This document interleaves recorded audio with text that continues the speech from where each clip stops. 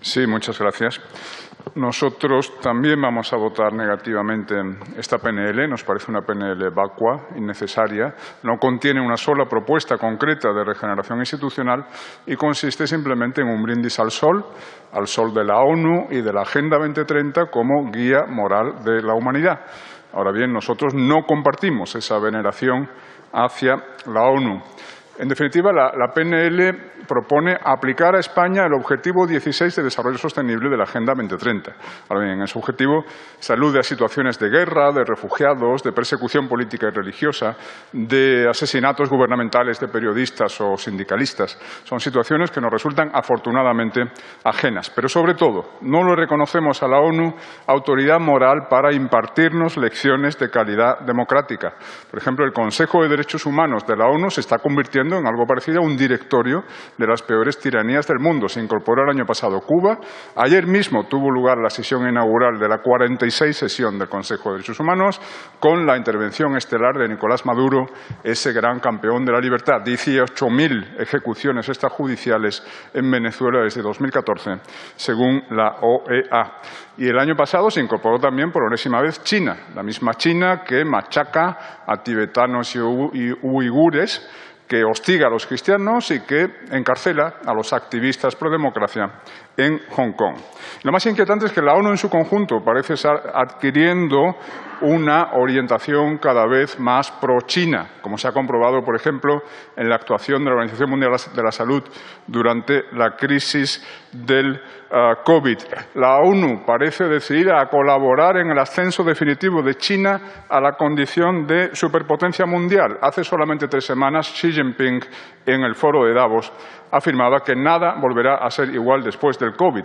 Bien, lo cierto es que la economía china es la única que ha seguido creciendo durante el aciago año 2020, mientras se desplomaban los PIBs de todos los demás países. Todo lo que llevo dicho no implica que nuestra democracia no sea susceptible de mejora. Por citar solo un aspecto importantísimo, la separación de poderes. El barón de Montesquieu escribió en el libro 11 del Espíritu de las Leyes que si los poderes ejecutivo, legislativo y judicial concurren en un mismo hombre o asamblea de hombres, todo está perdido.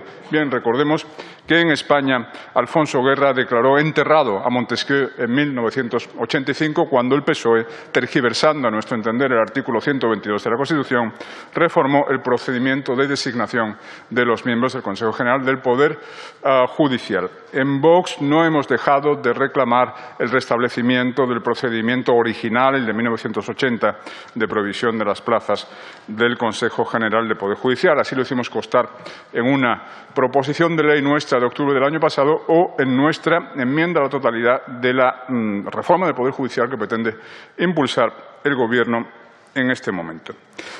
Pensamos que el Partido Popular debería sumarse a esta propuesta nuestra de retorno al procedimiento que garantiza la independencia del Poder Judicial, en lugar de hacer estos fuegos de artificio pro-onusianos y de pactar, por otra parte, la renovación, como están haciendo estos días, la renovación del Consejo con el PSOE de una forma que perpetúa ese procedimiento de designación que no garantiza adecuadamente la independencia. Señor Contreras, debe concluir. Gracias. Gracias, presidente. La guerra del Rif, también llamada la Segunda Guerra de Marruecos, fue, como sus señorías conocen, un enfrentamiento originado por la sublevación de las tribus del Rif contra las autoridades españolas y el imperio colonial francés. Empieza en 1909 con un ataque a trabajadores españoles en las minas del Rif y termina en el desembarco de Alhucemas en 1925. El día 19 del mes de noviembre de 1913, en plena guerra, tuvo lugar el bautismo de sangre de la aviación mundial en vuelo de guerra por bala enemiga. Volaban tan bajos por razones tácticas el teniente Ríos como piloto y el capitán Barreiros como observador que fueron alcanzados por los disparos de los fusiles rifeños en misión de reconocimiento. Ríos recibió 2 balazos en el vientre y Barreiro 1.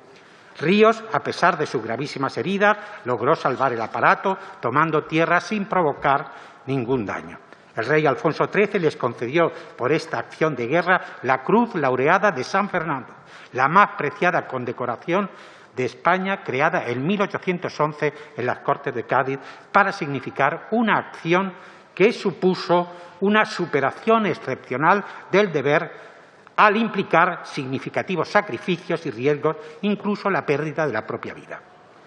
Nos propone el Grupo Parlamentario de Unidas Podemos, en su proposición no de ley, que enterremos esta memoria enriquecedora para la historia del Ejército del Aire, en base a los predicamentos de la Ley de Memoria Histórica de 2007. Una ley que ha sido el germen del actual enfrentamiento entre españoles y de la radicalización política que hoy vivimos. Se pretende con esta PNL una supuesta justicia menor, doméstica, habida cuenta que la verdadera justicia en el país no se promueve desde su acción de gobierno, porque las formas efectivas de justicia no demonizan al individuo, sino que instituyen políticas que reducen el crimen, las enfermedades y la desigualdad, lo que ayuda a salvar vidas y aumentar el bienestar de los ciudadanos.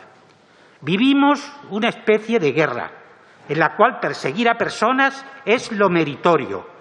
Lo que hace que esta tendencia sea aún más insidiosa es que no es cualquier guerra, sino que es una guerra santa. En el nombre de la memoria histórica, algunos están liberando resentimiento, celos y movilizando pasiones políticas o justificando venganzas con cuentas del pasado. ¿Es justo vincular automáticamente una acción concreta con el pensamiento del autor en determinada materia? Lo que el Ejército del Aire ha pretendido, titulando el Salón de Actos de la Escuela de Técnicas Aeronáuticas laureados Capitán Barreiro y Teniente Ríos, ha sido ejemplarizar una acción muy concreta e importante de dos aviadores españoles, reconocida por todos en la historia de la aviación mundial, independientemente de la trayectoria personal de sus protagonistas. El no reconocer esto es tan solo un aspecto de la política de la izquierda actual que padece de una profunda incapacidad para apreciar el pensamiento historiográfico.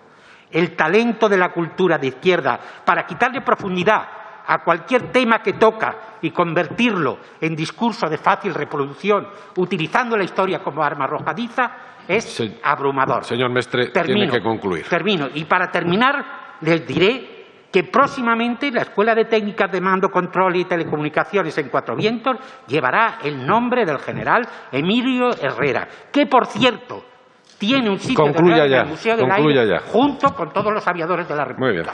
Muy bien, nosotros no tenemos nada que oponer a que se regulen los lobbies. Nos parece razonable. Lo que no nos parece de recibo es este ejercicio escolar impropio de un Parlamento que presenta el Partido Socialista a modo de proposición no de ley. Porque esta cuestión, en los términos en los que se desarrolla, está muy superada en la ciencia política hace ya muchos años. Hace muchos años porque hay un debate, al menos en los últimos 50 años, al menos, sobre democracia representativa versus democracia participativa.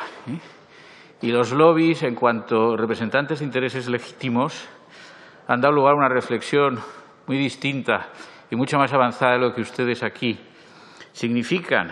García Pelayo, que era miembro de su partido y fue presidente del Tribunal Constitucional, decía poco antes de morir en una entrevista publicada en una revista Ciencia Política, está disponible en la red, decía: la clásica división de los poderes del Estado no es más que uno de los aspectos de la distribución del poder político en nuestro tiempo. Dentro de esta tiene particular importancia la participación de las organizaciones de intereses en aquellas decisiones del Estado que les afectan directamente, participación que debe ser institucionalizada. Ustedes siguen sin enterarse de esta cuestión, que tiene defensores muy anteriores a García Pelayo, que además lo desarrolló en su obra Las transformaciones del Estado contemporánea, uno de los ensayos que constituyen este volumen, publicado en 1977. Están ustedes un poco, en fin, fuera de onda en lo que es la ciencia política. Digo que tiene antecedentes, pues, ¿qué quieren ustedes que les diga? Salvador de Madariaga, que iba a ser presidente de la Internacional Liberal, en los años 30 teorizó sobre esto. Bueno, ustedes no lo saben, pues deberían saberlo. Deberían aprender un poco de estas cuestiones, estudiar un poco más y, a lo mejor, no sé, digo, a lo mejor su carrera política sería de más éxito. Bueno, a lo mejor es una rémora visto el estado en que se encuentra su grupo parlamentario, que es simplemente deplorable. Bien, dicho esto, aquí hemos oído hablar de corrupción a los dos partidos más corruptos, que son PSOE y PP, cada uno de ellos diciendo que es el uno más corrupto que el otro. No, vamos a ver. Esto de la corrupción relacionado con el tráfico de influencias es objeto de regulación ya en el Código Penal, artículos 429 y 430. De modo que creen ustedes que no es una norma suficiente para reprimir estas prácticas ilícitas. Y mírenos ahora con esta historia de regulación de los lobbies. ¿Y qué me dicen del acuerdo total de todos los grupos al efecto de mantener en el artículo 324 de la Ley de Enjuiciamiento Criminal la duración máxima de 6 meses de la instrucción penal? ¿También esto es conforme con un deseo de evitar la corrupción? Porque lo que es un deseo total, salvo de Vox, de que sea impune la corrupción. Señor Sánchez debe concluir. Sí, por lo tanto, esta proposición no de ley nos parece muy pobre y nos parece muy poco sincera. No obstante, como he dicho, no tenemos nada que oponernos a una regulación y nos abstendremos. Gracias, señor presidente. No cabe duda que la libertad de prensa es un pilar fundamental de todo sistema democrático.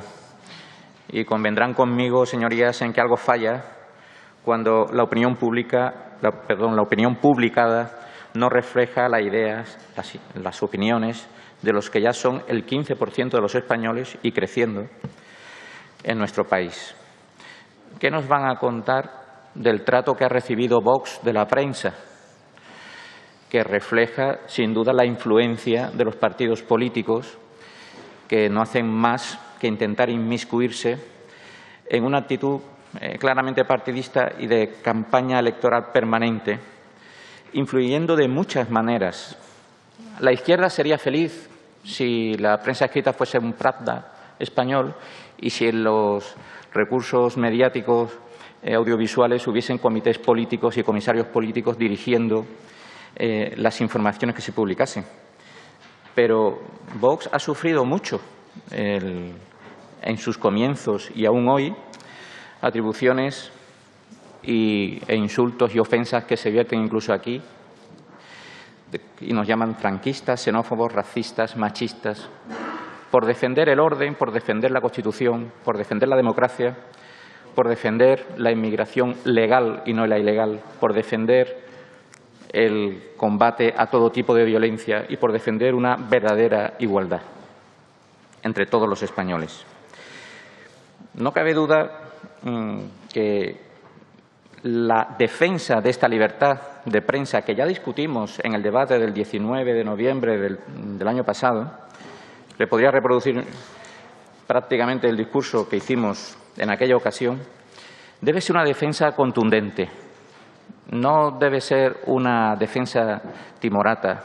Por eso, señorías, traemos una enmienda que está basada en los principios consagrados en nuestra Constitución, que están basados, es la defensa de un principio que ya ha declarado el Pacto Internacional de Derechos Civiles y Políticos, la Declaración Universal de los Derechos Humanos, el Tratado de la Unión Europea y nuestro Tribunal Constitucional de manera reiterada, y que, en definitiva, lo que pretende efectivamente es defender, como decimos, uno de esos pilares fundamentales de todo sistema democrático. No entendemos el cinismo de algunos grupos políticos que se dan golpes en el pecho queriendo defender o diciendo que defienden la democracia y que luego hacen una actitud tan deleznable en la influencia y en la presión a los medios de prensa en España. Y creemos que efectivamente este tipo de iniciativas son necesarias en todo caso, pero como decimos y repetimos, de manera contundente, porque ya, visto lo visto, no hay otra actitud posible. Tenemos que ser firmes en la defensa de estos principios. Me llama la atención el último punto de la propuesta de Ciudadanos, donde me hace hasta algo de gracia. Dice, si es necesario, por la implementación específica de formación en materia de derechos y libertades en los miembros del Gobierno. O sea, ya se está diciendo que los miembros del Gobierno van a necesitar formación, van a necesitar formarse para el respeto de instituciones y derechos fundamentales. Bueno, si encontrásemos algún miembro del Gobierno que necesitase este tipo de formación, yo esperaría que lo cesasen de inmediato, antes de tener que aquí gastar recursos para darle formación de este tipo, ¿no?